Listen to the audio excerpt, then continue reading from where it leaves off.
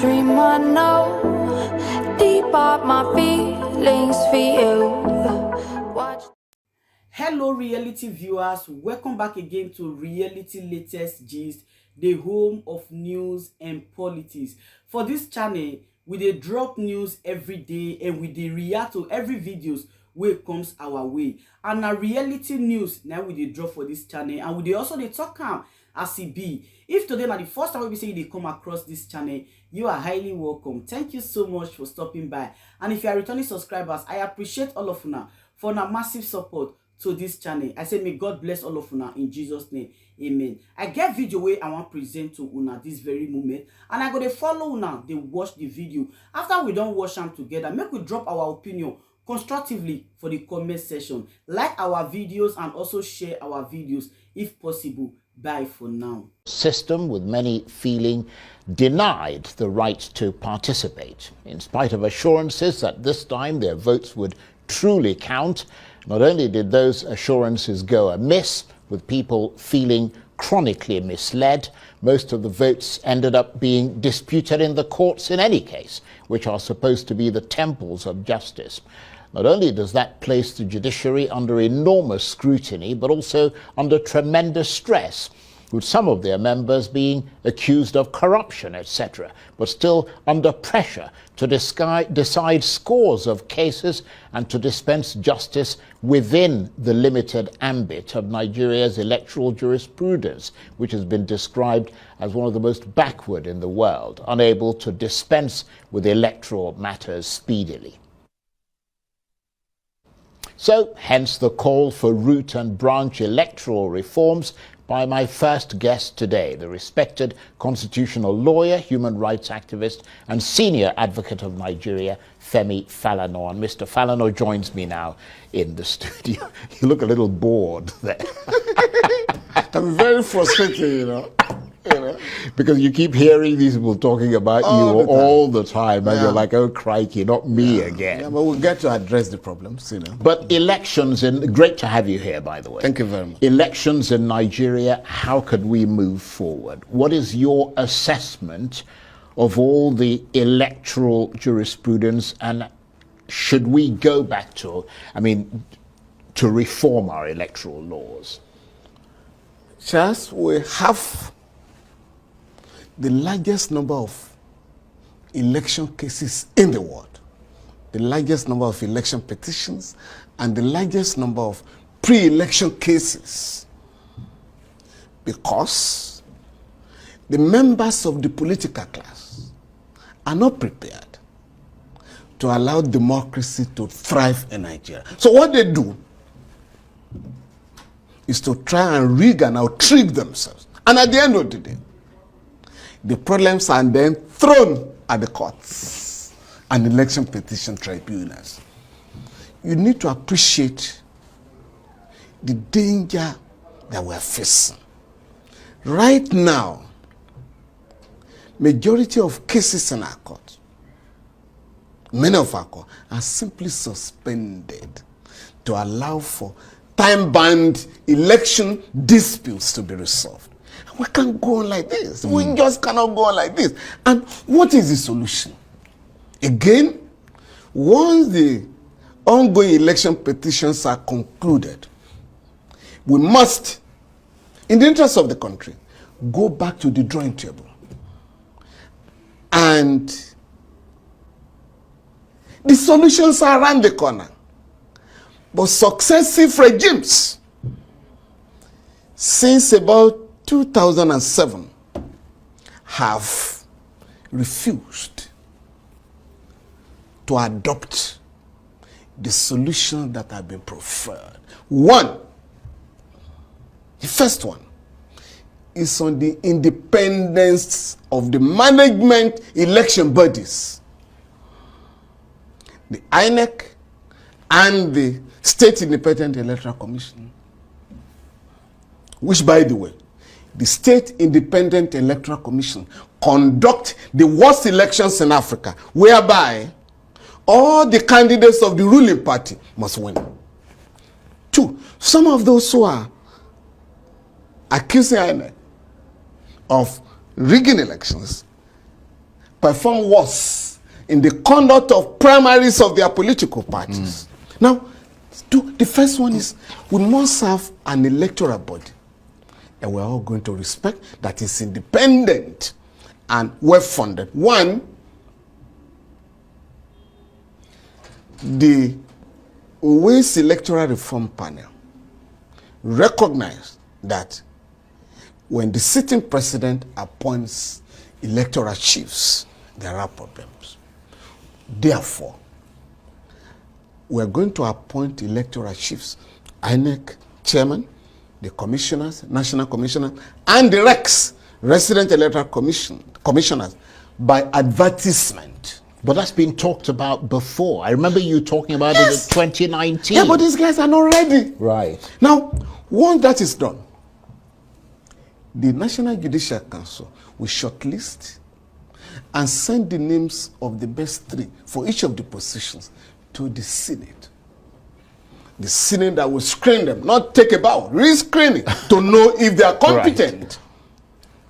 Secondly, all election petitions, all disputes shall be concluded before the inauguration of the incoming government, so that nobody will be accused of using the position of the executive incumbency powers while your election is still being disputed. But do you trust the judiciary to be able to really deal with those cases in that short space of time? Where we have 6 months. Yeah, because you see I see what you mean. Yeah, since from the conclusion of the election let me just finish. Right. Yeah.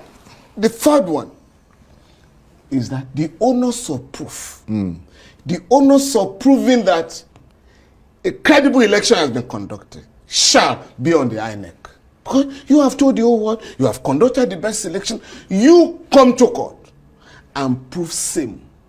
Because to impose the onus on the petitioners is very difficult. To get election materials, a Herculean task. But INEC has all the materials. You come to court and prove that the election that we have spent huge sums of money on has been well conducted. So these are the major recommendations. But what is the state of the law at the moment? Can someone, because you, for example, in the past, you've had the reputation of taking different institutions of government to court. Yes. I mean, can someone take INEC to court and say, come and prove just what you said, that you conducted a free and fair election? Under the current Electoral Act. Right. The onus is on the petitioner. But the Wòórst panel recommended that the onus be shifted to INEC. I mean, for instance... But can you do it as a civil case and say, right... No, because the law is there. Right. And this is what the law has provided for. Yeah, and so that is why the panel recommended that we need to amend the Electoral Act. And since then, we've had the Electoral Act 2010, Electoral Act 2022. And these guys simply brush aside these fundamental, amendment recommendations, because in 2011, there was a crisis following the announcement of the result of the election. There were protests in about 12 states in the north and in Akwa Ibom state. And on that basis, President Jonathan set up the Ahmed Lemu Committee to review the crisis and then make recommendations. Again, the panel came to the conclusion that for us to avoid electoral violence and so on and so forth, we need to go back to Wòórst panel. President Buhari, who was elected in 2015 and celebrated the introduction of technology, also set up a panel headed by Senator Ken Namani to review our electoral laws. Again, that body recommended that we need to go back to Wòórst panel. So there is a general understanding that we need, incidentally, as the national leader of the APC, I think, yes? No, ACN, then APC. Asiwaju Bola Tinubu, the current president, set up a committee, CODA, Committee to Promote Electoral Reforms. And that body also campaigned for the implementation of the recommendations of Wòórst panel. So there's a general agreement that we need to reform the electoral law instead of blaming judges. The current electoral act and the jurisprudence promote injustice. For instance, in the electoral act, paragraph 51 of the first schedule told the electoral provides that no electoral officer can go to court or the tribunal to give evidence against the election that has been conducted, even if he or she is convinced that the election has been manipulated, unless he obtains the fiat of the Attorney General. The Attorney General, either at the federal level or the state level, is likely to have been appointed by the president or the governor, whose selection is being disputed. So, and the other point that was made, that the era of the impunity that characterizes our elections has to stop. And so the panel again, the Wòórst panel recommended the establishment of an electoral offences tribunal. We pursued that matter 2 years ago, or last year. We convinced the Senate to pass the bill for the establishment of an electoral offences tribunal to deal with those who are messing up the electoral process before, during, and after the elections. Again, the House of Reps did not pass the bill. Hence, we are back to square one. So again, this is an opportunity now for us to look at the aspect of the Wòórst panel's recommendations that have not been implemented. So in that, so that we can put an end to this ugly development and the shame. That's a very good point. Yeah. But in that context, should those electoral reforms be spearheaded by President Tinubu himself? Is that the way to restore confidence? No, as I said, President Yar'Adua in 2007 admitted publicly that my election was highly flawed. That's his language. Therefore, I'm going to ensure that we do not have a repeat. I mean, that was General Obasanjo's election, the do-or-die election, which over 300 people were killed. And before that, 2003, Buhari and Obasanjo, the late Justice Pats Asholonu made the point in the Supreme Court that under our electoral system, to successfully challenge a presidential election, you will need about 250,000 to 300,000 witnesses. And there can be no time for that. Now, we have only 21 days to do that. Now, what then happened after that? The panel made profound recommendations. Even the Yar'Adua regime did not quite accept. So clearly, this is all much more political than legal, of course. Really. Now, as I said, President Jonathan set up a panel, President Buhari set up a panel. Now, President Tinubu will have to lead the campaign. Now, it's very, very, very important. And that is the only way for us to get out of this mess. It's a monumental mess. The waste is unimaginable. The enormous cost to the society, the damage done to the reputation of our courts. It has to be, we have to look at all these implications and then insist that just like Kenya in 2017, I compared the electoral process in Kenya and Nigeria following the annulment of the presidential election in that country. And I came to the irresistible conclusion that we cannot continue like this. Happily, those who have just lost elections now are now asking for the Kenyan model. So we have to, just like Kenya decided, we cannot continue like this. Nigeria has also got to that stage.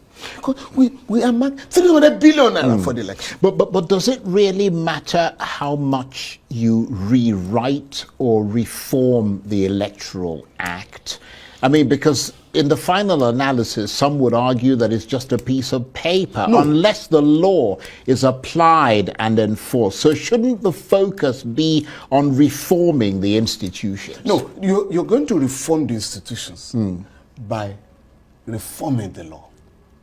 For instance, Yeah, but they've reformed the law, no, but the institutions no, haven't they moved on, didn't have they? reform the law. I mean, with the Electoral honesty. Act, No, with 2022 honesty. Electoral Act was supposed For to instance, be I can tell you. a reform. For instance, I can tell you. Right. In the 2010 Electoral Act, Section 34, gave every citizen the local standard to challenge the information provided by any candidate. So, but these guys removed that section and then amended the constitution to declare that only members of a political party can challenge the nomination, the disqualification, or the sponsorship of a candidate. Now, instead of looking at the law, we're blaming judges for interpreting the law as it is and not as it ought to be. So, and that is why the law is so fundamental. Once we have reformed the law, and we set in place the Electoral Offences Tribunal, then we can deal with those who manage the institutions dubiously or criminally, and individuals who also commit electoral offenses right now. And this was again another recommendation that INEC has to be unbundled. INEC currently will have to register political parties, will have to register voters, will have to conduct elections, will have to monitor the political parties, will have to examine their finances, and so on and so forth. Hence, the Wòórst panel recommended that INEC be unbundled. Right now, it is even INEC that is asked by the, I think, Section 145 for the current Electoral Act to prosecute electoral offenders. INEC does not have the means to do that. Hence, the Nigerian Bar Association is trying to work with INEC on a voluntary basis to prosecute some electoral offenders. But that shouldn't be so. The Wòórst panel discovered that we're dealing with gross impunity and therefore recommended that there should be a body. If we want to get our Electoral Act respected by all and sundry, we need a body to arrest violators of the Electoral Act and then have them prosecuted so that some lessons will be learned. But right now, all those who were arrested the last time, including somebody I think in Rivers, who was caught with about $500,000, the case filed against him has been withdrawn by the Rivers State government. And that is the whole purpose of saying, let us have an independent body to deal with electoral offenders. And once you don't punish, once you don't sanction criminal elements in a society, there's no way the institutions will work. I mean, look at what is going on in the U.S. It sounds like President Trump is facing a standard trial in 4 different courts. It's impossible here. The big men and women here are above the law, And so we must go back to the society But that speaks to institutional reform, doesn't it? Yeah. Of course. And like I said, you must reform the law and reform the institutions. But so if you dey right, una still leave una comment below. If you dey bad, una still leave una comment below. Una remember, say everybody gets freedom of speech. Okay? All right. Thank you very much. So if you dey watch me, you never subscribe, my brother, sister, I beg you in the name of God, make you hit that red button and turn on the notification bell. So each time I upload any video, you will get notification and you will constantly watch me. Thank you very much. See you again in my other video. I love you all. Bye bye.